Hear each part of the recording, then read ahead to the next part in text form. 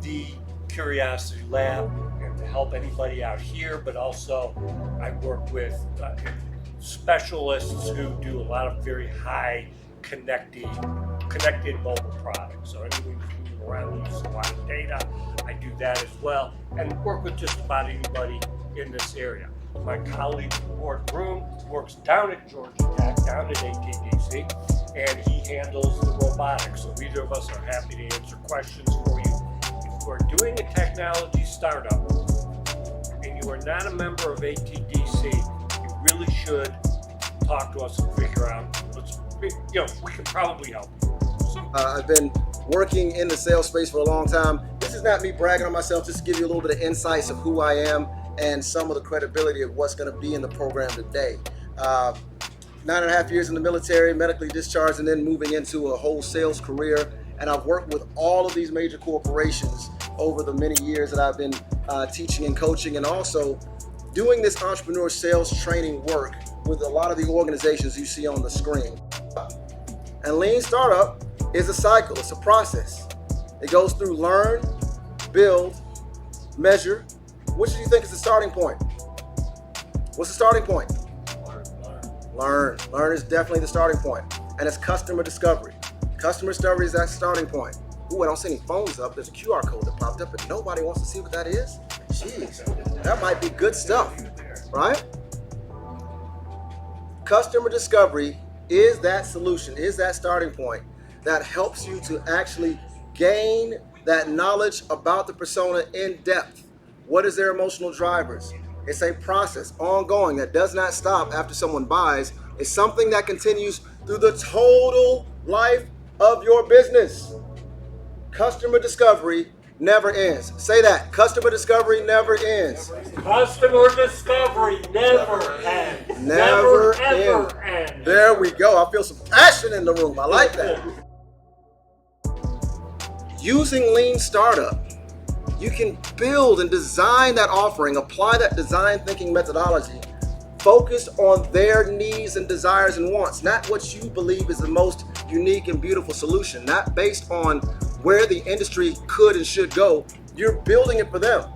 And as you iterate, you can make the required changes to the product, and it will help you in discovery design better offerings. However, discovery also helps you to communicate and speak value to those individuals. It helps you to speak value. By using that same cycle of Lean Startup, you can apply that through something called the business model canvas. Let's be very clear, right? I put these up here as just primers, right? There's no way I can prescribe what your ideal personas want. You cannot get that from any industry research, from Gartner or something you find online. There's no way to know until you go out into the field. That QR code that I had you shoot that took you to a conversation about customer discovery takes you to a video from Steve Blank, who's a champion of this, teaching this at the collegiate level all over the world and beating it through people's heads. You've got to get out of the building and talk to your customers today in your market. Doesn't matter what Gartner said is happening globally. What's happening in your neighborhood, in your market, in your territory? Why assume when you can know? Because you know when you make an assumption, you make an ass out of you and umption. Right? No laugh track. I told you to get the laugh track, Bob. All right, they missed it. You and umption. All right, anyway. Let's just check on this. What do you guys believe? How does that sit with you? When you guys are talking technology or new concepts to your customers, you want to check for cognitive dissonance. I see some pens in people's hands. I would want to scribble that down. Cognitive dissonance. That's what you're looking for. So what do you guys believe? Just a quick check, quick poll. How does it sit with you? What do you believe? Do you believe in this? Do you think this makes sense? I think it makes sense because I'm thinking about it like... You're going to engineer. You're going to engineer the value propositions that work. And this iterative cycle of measuring how effective those value propositions are, that's your whole job. If you are out there just selling, you have a hustle. But once you create, notice the gears there. This is not a graphic I made. They even put the product in there as gears. Once you have a product or a process that works like clockwork, like, oh, I'm wearing my Apple Watch today. Like all the gears in a watch all fitting together, then you know that it works. And your value proposition is just one of the gears in your system. Your value proposition is just one of the gears in your system. Your value proposition is just one of the gears in your system. So you want to engineer that one gear in your system to very tight tolerances that fits in with the rest of your process so that you have a sales process that works. But what is a sales process anyway?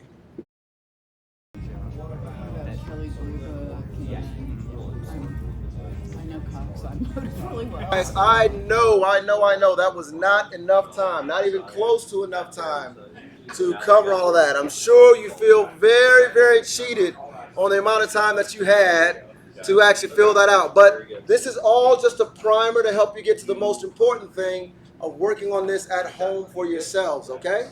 So we're going to now just go back through the entire group. I'll go with the group that continued to talk the longest. You had the most time to work on it, right?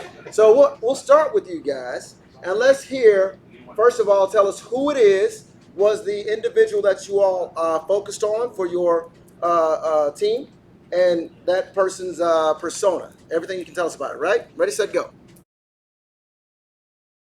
So the persona, as far as the individual he's focused on, is leadership, someone in C-level, typically a CEO, let's call it the CEO. CEO. He's been very focused on, getting the company off the ground, probably focused on the technology side of things, making sure the product works, and understanding a little bit more about the market, finding that product market fit. So he's got good people that are working for him, but if he's going to really grow the organization, he's got to add people. And as he has added people, then the organization, people are not necessarily aligned.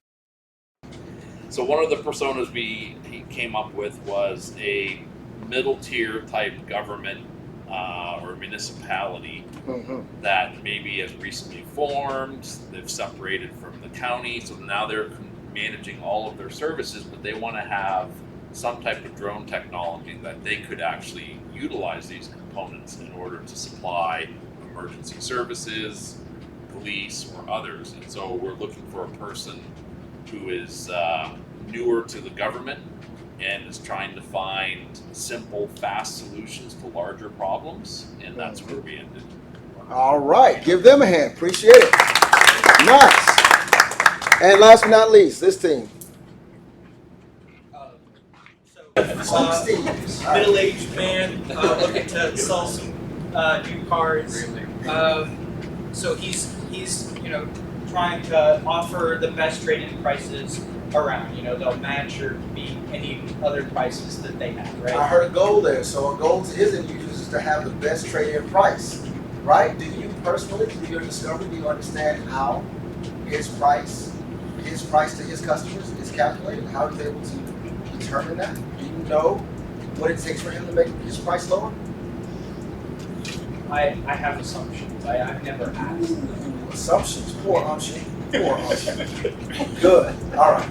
Sales process. Now that you have their buying process, whatever you wrote on the previous sheet, take some time to write out what you think you should do at each of those stages. What should you do at strategy, initiative, in their initial buying process of best option? What should you do that will influence them based on their value drivers? Remember the equation.